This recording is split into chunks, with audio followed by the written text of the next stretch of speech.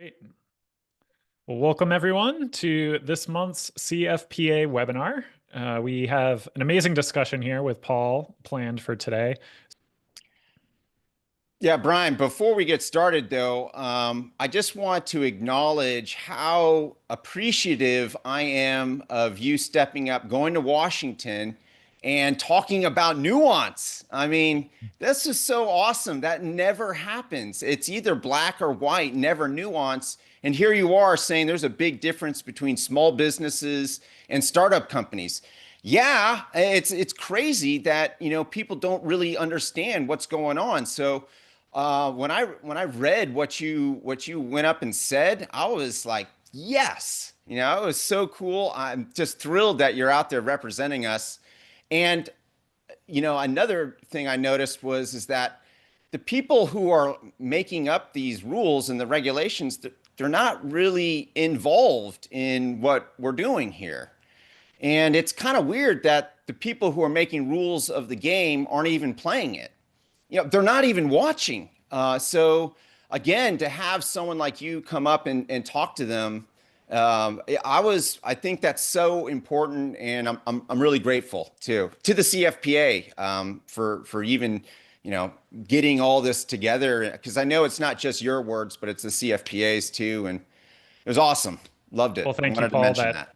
that means a lot coming from you. And for anyone who's interested in learning more, that was we were able to take part in one of the SEC's small business forums that they held last month in Washington, D.C. So I went down there on behalf of the CFPA and met up with a few of the other CFPA members to actually sit on one of the panels where the SEC and the commissioners and everyone that was there was asking for feedback. What is working with investment crowdfunding today? What is not? What are the areas for improvement around capital formation, investing? So great discussion. But let's Yeah, yeah. let's get into it, because I think the discussion today is another one that a lot of people, myself selfishly, very much interested in. And Paul Lovejoy is joining us today. I'm going to be giving a brief intro to him in a second and the amazing thing that he did of making one crowd investment basically every single day for an entire year. But for anyone who isn't familiar with the CFPA, I want to give just a brief overview of the CFPA. This will take just a minute. I think that, as Paul was mentioning, we really are focusing on helping to advocate, educate, and advance the industry, both from the perspective of investors, democratizing more investment opportunities, giving access to new investment opportunities that have traditionally been off access to investors, off limits, and also helping on the capital formation side, right? We want those small businesses, those entrepreneurs, whether they are a mom and pop Main Street business, all the way up to, a new high growth startup. We want to be able to help them find the funding and the capital that they need. So the CFPA, we were established after the Jobs Act, but we really champion all of these different stakeholders, whether you're investors, founders, even the industry professionals. So we have lots of marketing experts, we have attorneys, we have lots of other people that take part in the CFPA. Now, one of the things we have coming up for basically our premier event of the year is on October 21st and 22nd. We will be descending upon Washington, D.C. in person, IRL, and this is the annual Regulated Investment Crowdfunding Summit. So last year we did this. We had SEC Commissioner Peirce, who actually attended. We had FINRA. We had a bunch of the funding platforms, as well as just a whole bunch of wealth of knowledge of kind of the who's who of the industry. So head over to cfpasummit.org. Make sure you pencil off that date if you are able to make it. The 21st is actually a day we go and we meet with regulators on the Hill, and we meet with the SEC, with different congressional offices. It's a really great and productive day. And then the 22nd is that day when we get into the actual event. So make sure you check that out.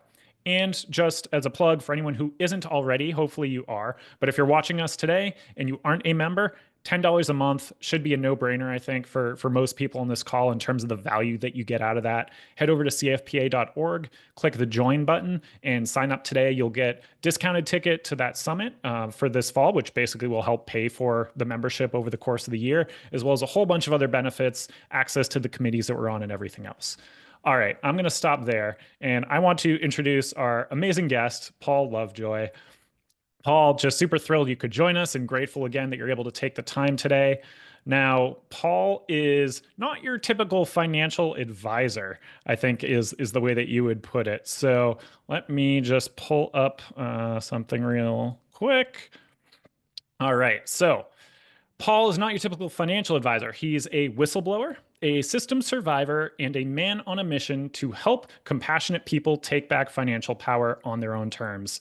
To do so in 2022, Paul opened the nation's first registered investment advisory specializing in crowd investing financial planning.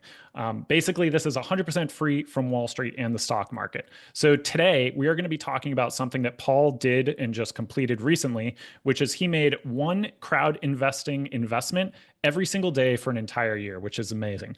Paul, I want to hand things over to you real quick to be able to just talk a little bit about what you did, and then we're going to jump into a discussion and really go deep on what you did for the year. So thank you for joining us. Yeah, I'm thrilled to be here, Brian. And yeah, I'm gonna go ahead and share my screen here, jump right into it. Okay. Good to go. All right. So let's just go. Let's get it going here. I invested in 62 different small business loans, 432 short-term small real estate developer loans, 63 consumer debt consolidation loans, 12 regenerative agriculture loans, and 9 green infrastructure loans. I gained a portfolio of 10 single-family rental properties and 1 vacation rental, the buyer's house from Stranger Things. I made, excuse me, I invested in 13 different clean energy businesses, made 29 CDFI investments, and invested in 24 different startup companies. I invested in AI and digital infrastructure, cancer research and unbiased media, vegan restaurants and cattle ranchers, and now have indirect ownership in large private companies such as OpenAI, Canva, and Databricks. I also invested in a worker-owned cooperative, 2 nonprofits, and 9 times I invested in a renters equity REITs where renters build equity alongside investors. Now, Brian, the incredible thing is that all of this was only $11,552. That works out to just under $32 a day. And what's really incredible is, to me, the verdict's in. Crowd investing is far more safer, diversified, and can produce high returns than our public stock and bond markets, which are dominated by large concentrations of wealth, profit maximizing corporations, a magnificent 7, and a handful of institutional investors that whenever they buy or sell a position, it has a seismic effect on the entire market, which is becoming ever more volatile. And what's really crazy from my perspective is that crowd investing has organically adopted investor protection with way less regulation than our public markets. The internet has given us unparalleled distribution channels, which present the opportunity for market-based investor protections such as low minimum investment requirements, crowdsourced due diligence, platforms performing underwriting and collateralizing loans, as well as allowing the investors to vote on modifying loan terms in an effort to work with businesses while keeping our investments intact. To me, this isn't an alternative asset class. This isn't a side dish.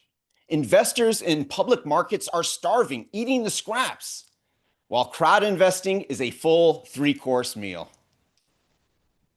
Wow, I could not have said that any better. That is a fantastic intro. And I think it's very true what you see. We look at the data a lot as well. And, the number of IPOs, right, has kind of been declining over time.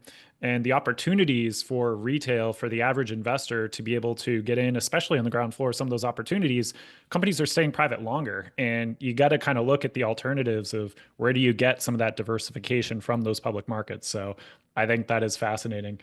If you don't mind, and Paul, I think you have a pretty fascinating story just in terms of how you got to where you're at today. And it would really help people to, understand the mindset of where you're coming from before we embark on, what some of those lessons were. But would you mind giving us just a little bit of a brief background about kind of what got you into this and how'd you hear about crowd investing? Well, sure. So I am a former real estate investor, and I saw some pretty good success prior to 2008. But that's when everything changed. I was a defrauded investor and was financially devastated. The worst part was it wasn't just my money. I lost my family's savings as well. I mean, it was absolutely devastating. I had to fight through, shame and despair for years, sleepless nights. It was horrible to kind of think about, wow, I was responsible and I held myself responsible, and it didn't feel good. But there came a moment where I had two choices. I knew I did.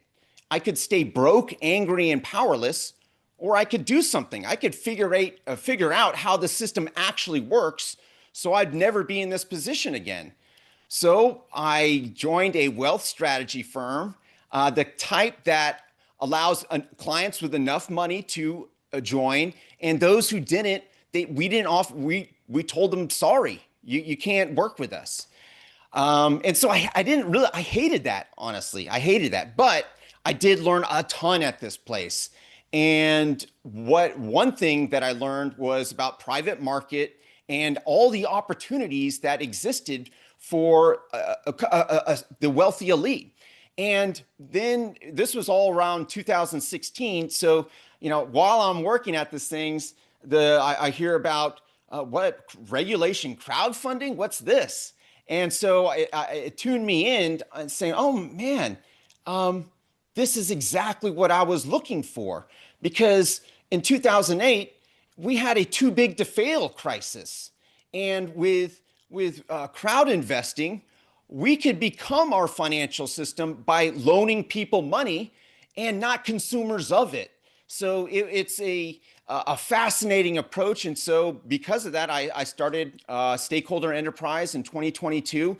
I wanted to teach people, hey, you don't have to be a part of this rigged financial system that just benefits the few while the rest of us struggle. So that's my story. And part of it now is doing this 366 days of crowd investing to really demonstrate that.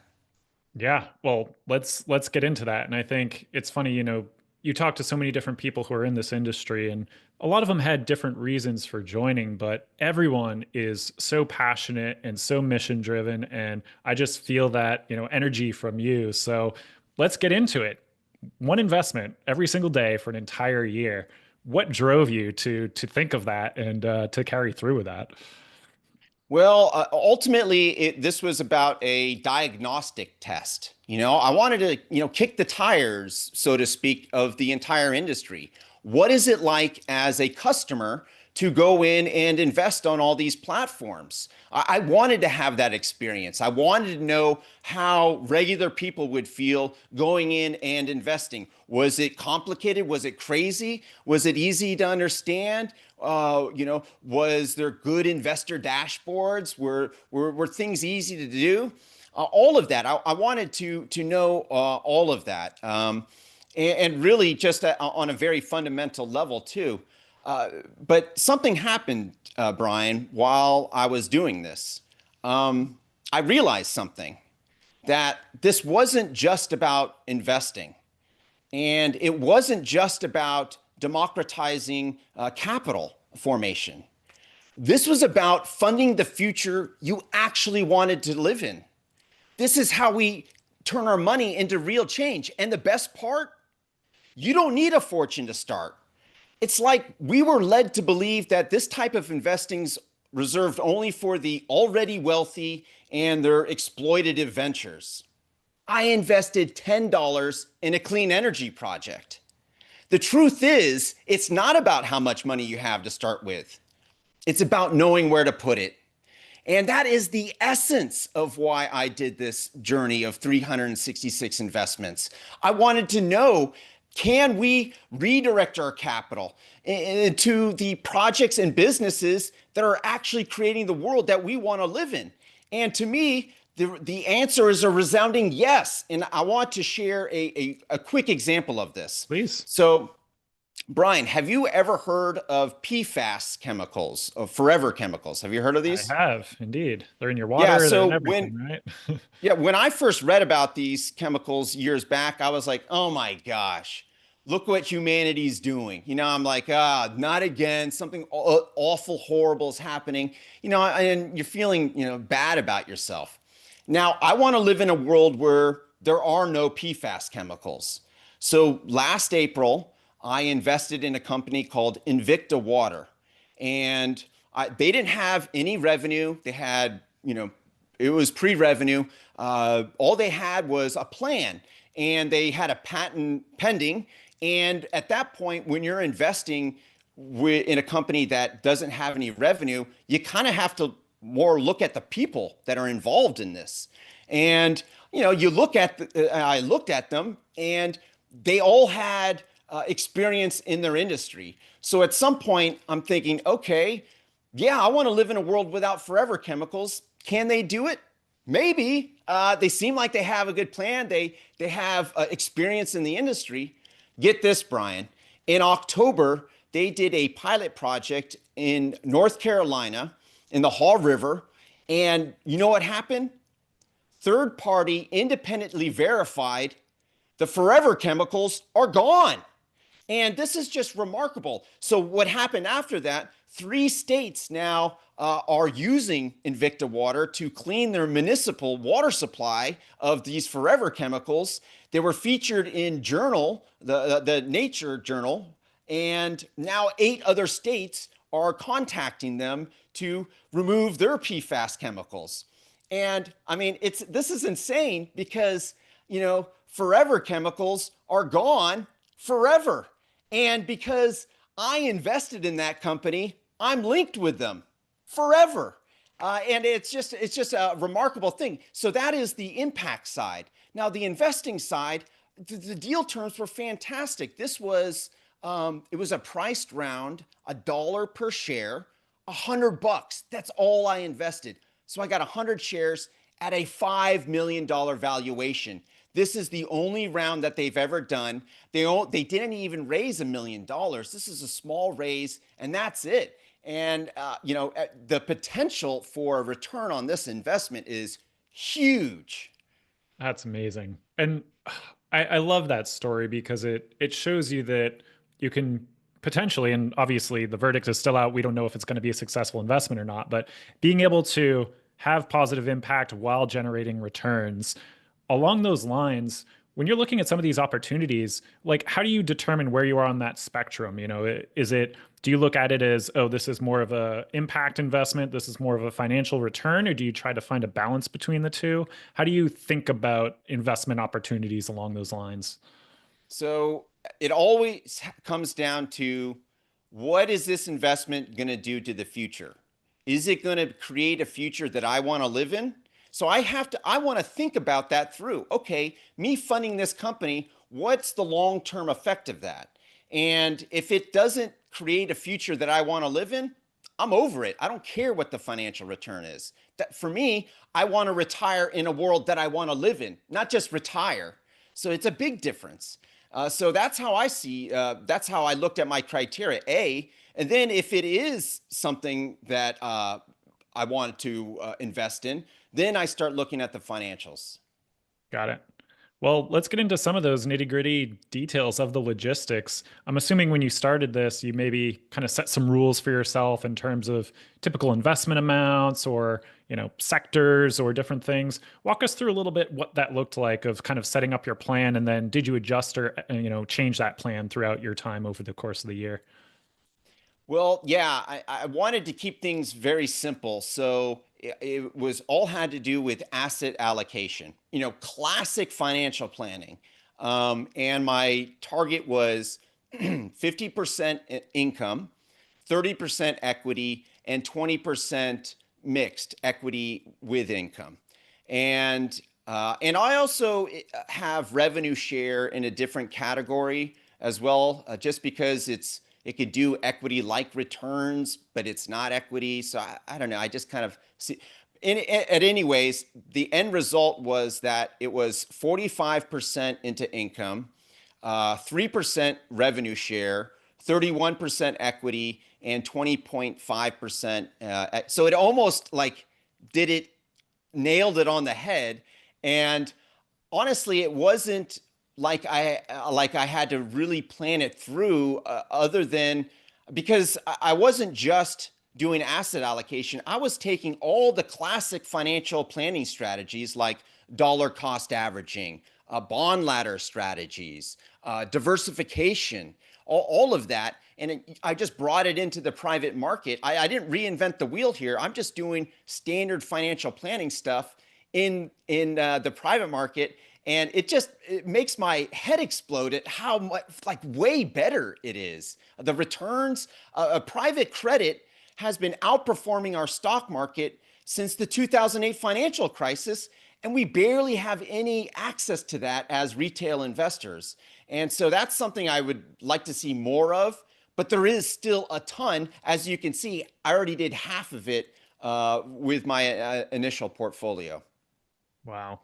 Now, I think a lot of investors maybe watching this might think to themselves or be investing at a rate of, say, 1 to 2 investments per month and think of that as a lot. But they think of something one per day. Like, how do you find those? How do you diligence those? Can you maybe just walk us through the process? Like, how did you find the deals, from everything out there? And how did you find the time to like make an investment decision in every single one of those every single day? So when I first started, I didn't really know the plan, other than I have an asset allocation strategy. And so what I was doing at first was like, okay, let me go on this platform and I'll invest on something here today. And I did that for maybe a week, and I was like, this isn't going to work. And so what I ended up doing was, well, before I did it, I also took a list of all the platforms that I could find that allowed retail investors to invest on a platform through a crowdfunding model. And I got a list about 30 different platforms, and I said, okay, well, which ones do I think I'll be investing on the most? And these were the credit ones, the ones that offer private credit, like Ground Floor, SMBX. Those are two that come to mind, mainly because they have $10 minimum investment requirements.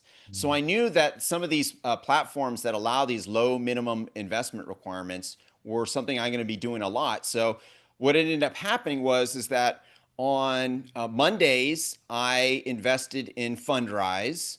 On Tuesdays, it was kind of like my it could be a real estate investment, like on Arrived, investing in a single family rental property. It could be investing in a regenerative agriculture loan. It could be investing in an equity startup, something along that. That was on Tuesdays.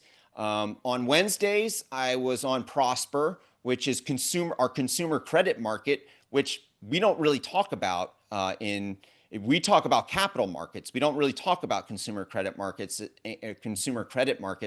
I think that's important because it's a huge opportunity for this industry to expand into these consumer credit markets. All that there is right now is Prosper. There was the Lending Club, but they went traditional route. And I'm gonna touch into this. They did it before the Jobs Act in 2005 through Regulation C, Rule 415. And the problem with that was they had to go state to state to state in order to get approved for investors. And here's the problem, huge problem I see. They're only approved in 28 states plus the DC, District of Columbia, to invest in. But here's the crazy part. If you wanted to borrow on Prosper, available in all 50 states. And it's like, we're sophisticated enough to borrow money, but somehow unsophisticated enough to lend it. It seems like that is a shame. So anyways, that was on Wednesday, was my consumer credit day. Debt consolidations loans, that's all I did. And then on Thursdays were small business loans through the SMBX. On Friday, it was Ground Floor, which are small real estate development loans, which it doesn't really get talked about the impact that these small business loans really have. I actually did due diligence on every single loan. You can. It's crazy. I looked up the people of like, okay, who's the borrower? See if I could see. And I looked into their lives. And what I found was there are three main type of borrowers on ground floor. You have realtors, you have contractors slash boutique home builders, and you have these financial freedom enthusiasts. And what they do is they borrow like $250,000 from, let's say, 1,000 people. And they go out and they use that money and they hire local roofers and plumbers and electricians, and they fix this house up. And then they have a realtor to sell it. And if you're an investor, and a lot of these are in the South, so let's say you live in the South, you're creating this local economic multiplier effect where a plumber, I'm lending this money, they're going to the project, and maybe a plumber's taking his family out to dinner that night because he got this job or something along those lines. So it spurs the right type of economic growth. And I don't, when people think ground floor, oh, house flipping loans, I see it as like the exact type of stimulation for the economic growth that helps people. Yeah, so that was on Fridays. On Saturdays, again, it was kind of like a free day, and Sundays as well. So Saturdays, Sundays, and Tuesdays were like my free day where I didn't have anything planned or scheduled, which I ended up doing the week prior. Okay, so what am I going to do?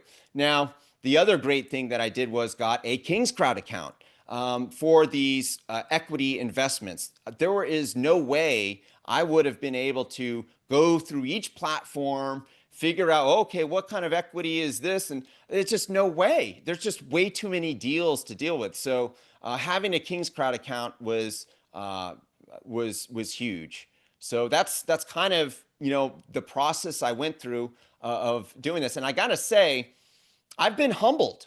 I went into this thinking I was a good investor. Like by month 9, looking back on day 1, I'm like embarrassed by myself. Like, oh my gosh, what was I thinking?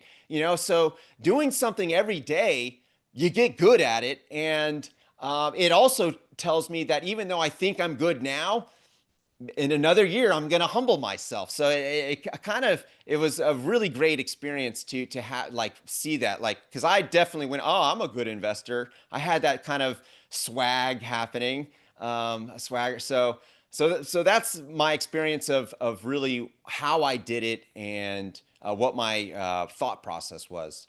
Well, we are absolutely going to be diving into some of those lessons and key takeaways that you had of if you went back to yourself a year ago, what would you do differently? But before we do, just to dive a little bit more into like your process, I think sometimes people think, oh, to invest in a private company, I need to do 20 hours or 40 hours of diligence on a deal. Obviously, that's going to change depending on the check size of like the investment that you're writing. But how did you think about that just in terms of how much time to spend versus the amount that you were investing?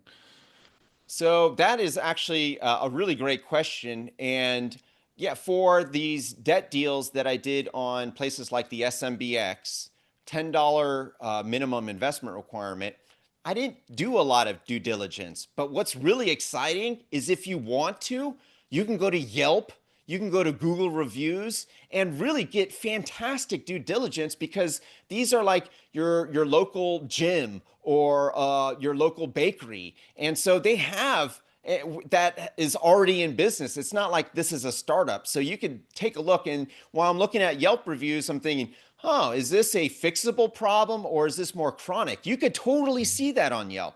Now, my strategy, though, was just to invest in everything just because it's a $10 minimum investment requirement. And I really wanted to see like what the overall return for the SMBX is because I think I almost see it as a way for just diversifying. You don't have to Indexing spend almost. a lot of due diligence on that. So Yep. that's one level. In the future, I don't even think I'm going to be spending as much due diligence as looking at the Yelp reviews. It's just $10, and I'm going more for a power law approach to the small business loans. And the SMBX, they do some due diligence. I've seen that they've improved on who they allow on their raises. I could see that. I've been investing with them for years now, actually, and they've gotten better at it. I could say that without question. But on the equity deals, I spent more time researching. I wanted to it wasn't just, it would be an hour plus at least Okay. for these, probably more for the equity deals, because yes, you want to look at the numbers, but what takes more time is looking at the humans involved and who are their advisors. And you want to look at their networks. And LinkedIn is a great resource to kind of verify their history, their work history, their resume. Here's something crazy. I was about to invest in this, I forget, it could have been like a circular economy toy company, something like that. But doing my due diligence, I saw that their resumes in one site didn't match up with another site. And I was like, I don't know about it. It spooked me. And so I didn't invest in that. And this is a remarkable thing. It's anybody can access this information. Digital footprints last. So as far as due diligence goes, now also some platforms like Steward, which I invested in regenerative agriculture loans. Now they're not regulated by the SEC. They got their legal framework was established through precedent, through litigation. And so what it is that it's a private lender, and they allow people to participate in loans with $100 minimums. So you go on to gosteward.com, you see their campaigns. It's very reminiscent of investment crowdfunding, but it's not. It's loan participation. And since it's a bank, they do massive underwriting. They do due diligence reports that lenders, I should say, can take a look at. And here's the crazy thing. They often go on site to verify impact. Are they actually doing regenerative agriculture practices? That blew my mind. Like, I've never seen due diligence on impact before, but yet here it is.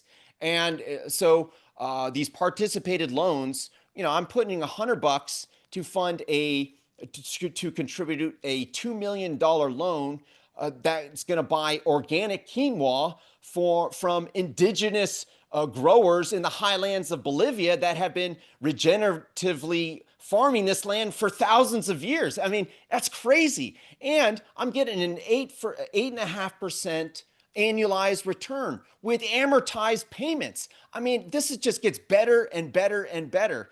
So the due diligence I did on Steward, I only did because I was curious about the farmers, and like the stories were fascinating. I loved that kind of stuff, and how they were improving, selling directly to schools and all this other stuff that was going on in that whole thing. So the due diligence on Steward was less than I would do on other ones. Other like Fundrises, their innovation fund, I didn't do a ton of due diligence. You're investing in big private companies. It's a fund for big private companies. OpenAI, you may have saw that slide in the beginning. Databricks, Canva, Anthropic. They got a ton of Household really names. solid private companies, and that's Yeah. something I believe in. I believe in AI and our digital infrastructure, and I think everyone should own a piece of that because it's our infrastructure. When it's infrastructure, we all need to own a piece of that, and so that's why I'm really a big fan of the Innovation Fund. It did great through my year. It was 11% increase throughout the year. So I mean, Cool. fantastic. Let me see what other due diligence. Yeah, so it was very platform specific. Yeah. Well, I think that's a great point because, investors definitely need to understand that platforms may or may not perform different levels of diligence themselves, right? And some of if you're talking regulation crowdfunding, funding portals, it's kind of like basic bad actor checks, helping with filing stuff, but they're not necessarily saying, hey, this is a good investment or not. So it's really important to understand the nuance around that. Well, I want to make sure we leave some time for the end for audience Q&A as well. So if the audience does have any questions, feel free to start popping them into that question and answer box. But I think one of the other big things, Paul, I just for myself want to know is like, how do you track these? Once you get 366 of these, every investor has some spreadsheet, right, that you manage, or maybe you use a portfolio tool. But like, how are you tracking all of these investments now that you've actually made them?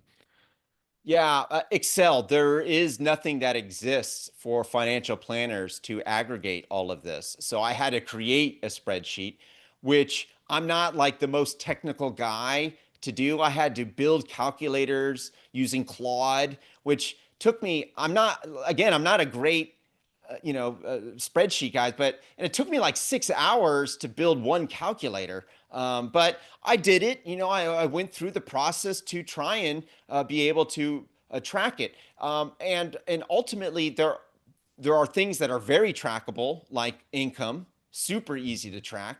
But these the equity, that's very difficult to track, obviously.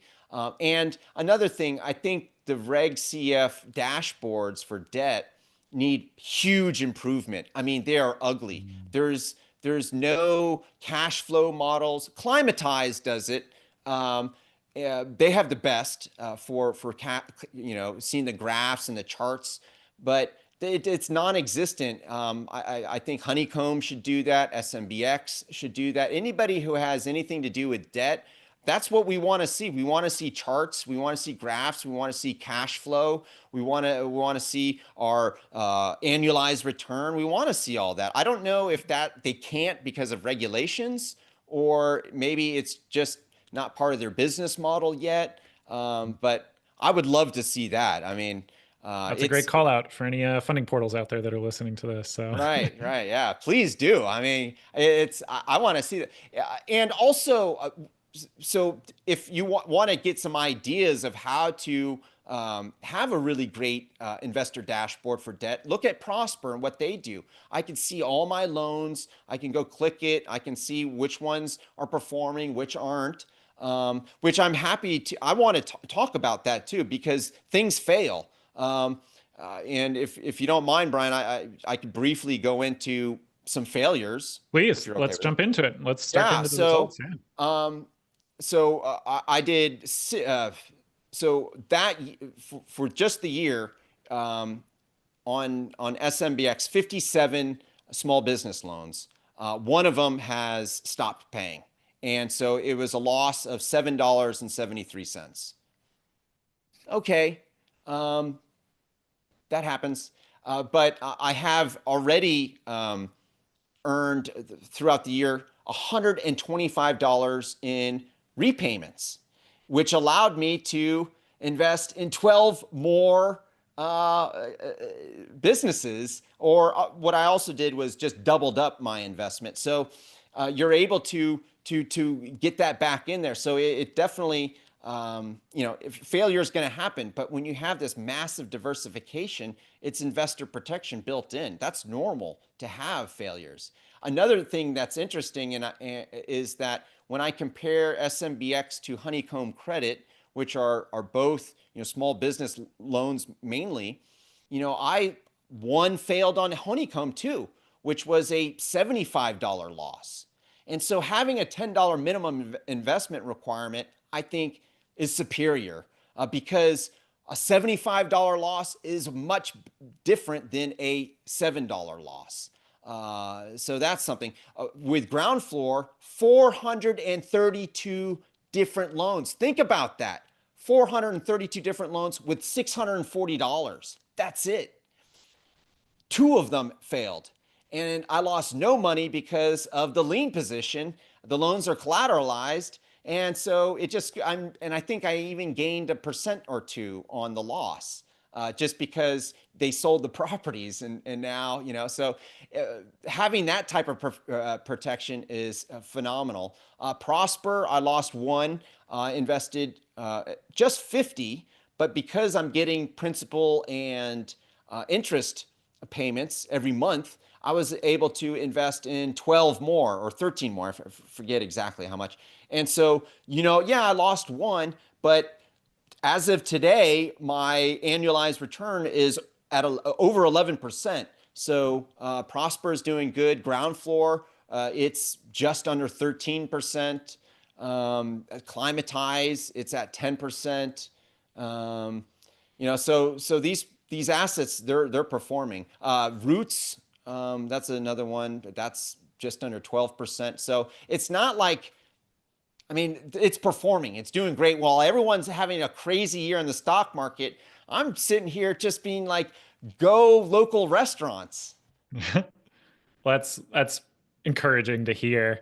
Um, I will say, coming from the investor's perspective, I hear all that and I go, ooh, the tax filings to support all that.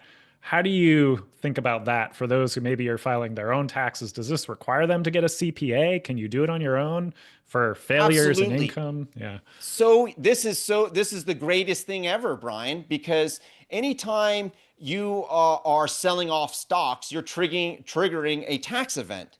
Well, that's not happening with these monthly amortized repayments. There is no tax event. I could use that income anytime I want. And so I don't have to think about, oh, what's the tax implication? It's I get a 1099, an interest thing at the end of the year that I send to my accountant. Or if you do your own taxes, TurboTax. it's super easy to do also. It's not There's nothing complicated about any tax event that's happening. In fact, it's a relief because that's the amazing thing about investing in all these private credit with the amortized payment. You have income if you need it and growth when you don't. Here's another thing, Brian, about having this income. It's shifted my whole paradigm of how financial planning should work. Currently, financial planning is more of an accumulate and stagnate wealth through equity ownership, right? Equity is ownership, so it's more possessive because you own it, so you're going to control it. Well, with the income model, it's not. You're able to get income and you're able to put it out back into the world, which stimulates economic growth.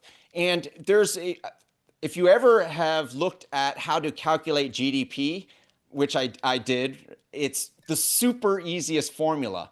Here it is. It's money supply, which we all know, money supply. But here's the thing that nobody talks about: times velocity of money equals GDP. So we have money supply times velocity of money, and that equals GDP. Now, all we talk about is money supply and quantitative easing and restricting the banks, because the banks, they're creating the money based on deposits of their account holders, and it's to stimulate economic growth, to improve that GDP. That's why the money supply is to increase. But no one's talking about the velocity of money, which is simply how quickly money changes hands, how quickly transactions happen. And when you focus more on this income model, you're harnessing that velocity of money. And so you're growing the economy in the best way possible, not with money supply, which does inflation and all this other stuff, but with velocity of money. And it's a fascinating shift in paradigm of how you can do financial planning. I don't teach people to have 6 months of emergency savings. I teach people to have 9 months of income that would replace your income through this income model. It's a total shift in paradigm, and it's possible now because of this access to private market investments. Oh, amazing. Well, I want to make sure we get to some of the audience questions as well. But before we do, let's say you go back to the start of your whole journey here, a year plus ago. You're talking to yourself on day one. What are one or two of kind of your biggest takeaways or things that you would tell yourself to do differently, kind of having gone through that whole year now? Don't invest in candle manufacturers. That's number one, regardless of their Instagram following. Uh, in all seriousness, that is one thing that I like. I was like, well, how big is their social media following? That was like something in the beginning. I thought that was important. That's Hmm. not important. So that is a big takeaway that I won't do. Also, I mean, it's really incredible about just, yeah, I talked about it earlier about how just redirecting your capital. Something I would like to do and show is how you could take, and this is, maybe I'll do this next year. I don't know how you can move your 401k or your IRA or whatever from the traditional into this new, what I consider a safer model, far more diversified. How can we do that? That's something that still kind of I question. And I have done a little bit of that, but I wish I did more of that, because I think that's the next step. Really, is moving our money outside of these traditional, these institutional investors. There's what, five of them: State Street and BlackRock and Vanguard, whatever. They're controlling everything, and it's absolutely toxic for our economy. And so that's something I know I need to learn more about, just how we get our retirement accounts out of there and into something different. So Okay. Now, putting your another hat on from the founder's perspective, you looked at probably not just the 366 you invested in, but probably all the ones you didn't. Do you have 1 to 2 key takeaways for an issuer or a founder or a small business who is going to make one of these offerings, whether it's for equity or debt, of like, don't do this or make sure you do this? Like, what did you see there? yeah, the safes, if I never have to invest in another safe, I'll be happy. Founders, stop giving away your company. You don't need to do that. You don't need to give away equity. I think it's way, way overused. Now, there are some cases where equity investments are good, but I see that they should be replaced with revenue sharing notes instead of these safes, for a number of reasons. One I just mentioned, for founders, you're not giving away your company. The other thing is that when you're doing revenue sharing notes, you actually have to think about, okay, well, how many units do I have to sell to generate that type of revenue so I can give to the investors? It makes you think about that so much more. So as an investor, I like that better than equity, because it forces the founders to really think things through in a different level. The other thing is what I talked about earlier, of this possessiveness of equity, because it's ownership, and there's going to be an exit problem. I can totally see that. You've talked about it. Other people have talked about it, and so we're now looking at these secondary markets. But I don't want the secondary markets to take the main stage. That should always be a side stage, because Jenny Casson, the president of the CFPA, she wrote a wonderful article about when you invest in the stock market, you're not actually investing in the companies, you're just providing an exit for another investor. And so there's no real economic growth that's happening through these exchanges, not the right kind of economic growth where we're still stimulating right at the bottom to create new jobs. And I don't want to see that happening in these private markets, where we're now more focused on providing an exit for somebody else, where, I mean, someone's always going to need an exit. And so there's no resolution ever to that type of investing. And revenue sharing is the antithesis of that, where you're literally sharing, and there's a built-in exit strategy for that offering. And I want to encourage anyone who mentors founders to really think hard on doing rev share notes with a higher return multiple, so it attracts investors. If I see an Brian, I invested in a 4X this year, and I was like, wow, a 400% return, and this company is already profitable. I was like, I'm in. It's certainly attractive to investors. I think personally, I would way rather have a rev share note than equity. I don't want to have to go to a secondary market to sell it. And as you said in the beginning about IPOs, people aren't really IPOing anymore. Being acquired, that's great sometimes. Other times, when companies get acquired, mission drift happens. So now I invested in this money, and now this company's sold and they're not even doing what I wanted them to do. So we have to take a step back and say, okay, maybe we shouldn't do so much equity, and we should start looking at some of these alternative approaches like revenue sharing. Interesting. So one question that came in from the audience on revenue sharing, do you think that companies will be able to raise as much with revenue share notes though? So while this person sees the founder friendly argument, they're a little bit unsure if investors would get as excited for rev share notes that have constrained upside, whereas equity kind of has that, unlimited power law type potential. How do you think about that? Yeah, that is a really good point. And that is a small percentage of the population, honestly, that will want that. So, and I'm not saying no equity. It's just that as from a financial planning perspective, I want to know like what they think their revenue is going to be so I can create a plan and have something to work for.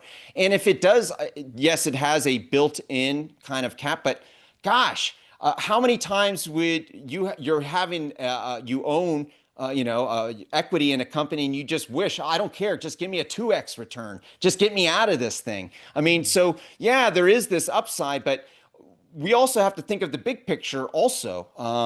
And ultimately, I'm not that can happen too. It's not about just either or. It's my point was let's not have equity take the main stage. There's going to be uses for it, but I think it's going to be too much. And yes, investors will do it.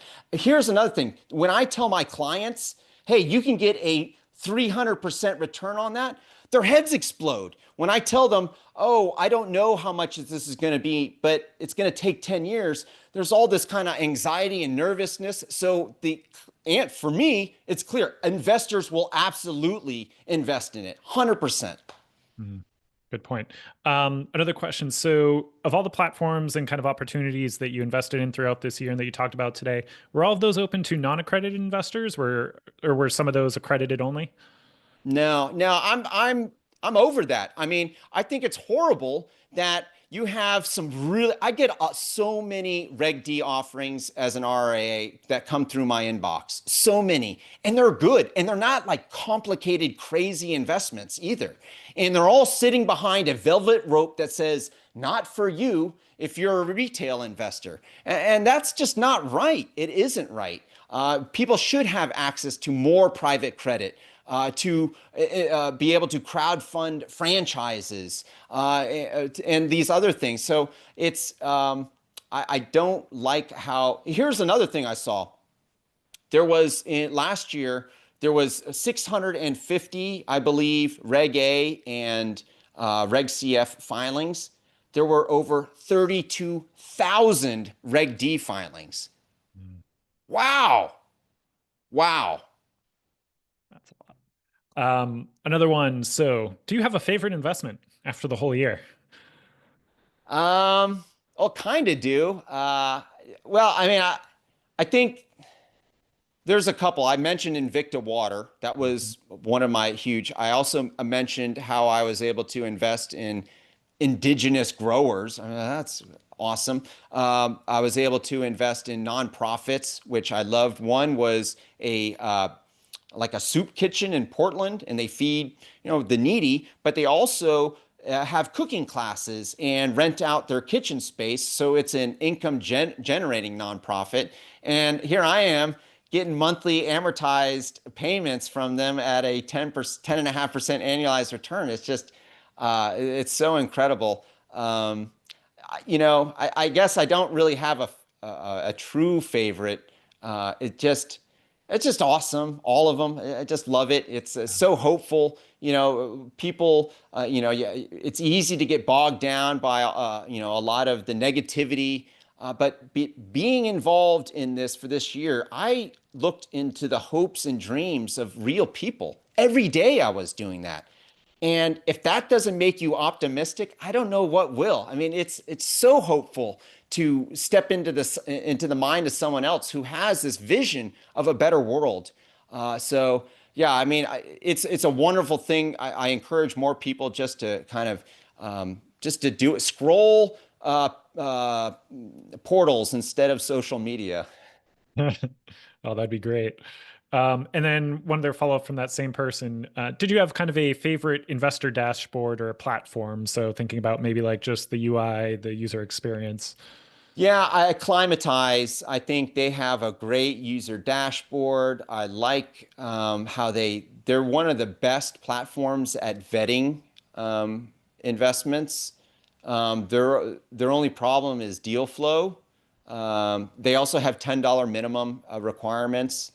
So the investor protection I found on Climatize was probably the best for Reg CF as far as doing due diligence. And on top of that, having the $10 minimum requirement, I give the crown to Climatize for those reasons. All right. We only have 3 minutes left, but last audience question here. If you could try and do this within a minute or two, how do you deal with companies that stop communication and or payment when the platform doesn't step in as an intermediary? Do you do anything? No, what I have done was go back on the portal and into the comments section and try and start some communication. But that's the thing. It's about diversification. You have to factor in fraud and business failure into your investment plan. There's just no way around it. And so you can't get too bummed on the losses. It's going to happen. It's going to happen. That's why you don't want to put too many eggs in one basket. And I think I've showed everybody you could put tiny, tiny, tiny little eggs in so many different baskets where you don't really have to worry about this type of this thing too much unless it becomes a chronic problem. Then just don't. Then this is the beautiful thing about crowdsourced due diligence. We're going to tell people don't use that platform. They allow fraudsters on it. And furthermore, it actually takes effort to do fraud on investment crowdfunding. If I was a fraudster, I'd just go to the crypto industry. Way easier to do fraud. Awesome. Well, I think we are coming to the top of the hour here. Paul, we cannot thank you enough for joining us today. For anyone who's just interested in learning more about you or, kind of what you do, what's the best way to connect with you or find you? Well, you can always connect with me on LinkedIn. I'm active on LinkedIn. Also, you can go to my website, Stakeholder Enterprise, and you can find out more information about what I do and how I approach the investment world. Fantastic. Paul, thank you again. Everyone here is just, echoing the thanks for spending time with us today, answering these questions. I think we all have something to live up to if we want to try and be as ambitious as you in taking on your investments. So thank you again. Thank you for your knowledge. And thank you everyone for joining. Make sure, as we mentioned, if you aren't already a member of the Crowdfunding Professional Association, head over to cfpa.org. We have lots of other great educational resources. We want to do lots more webinars like this. And of course, there's that Regulated Investment Crowdfunding Summit later this year. We'll sign off there. Again, I'm Brian Belley, Vice President of Product at King's Crowd and VP at the CFPA. Thank you for joining us.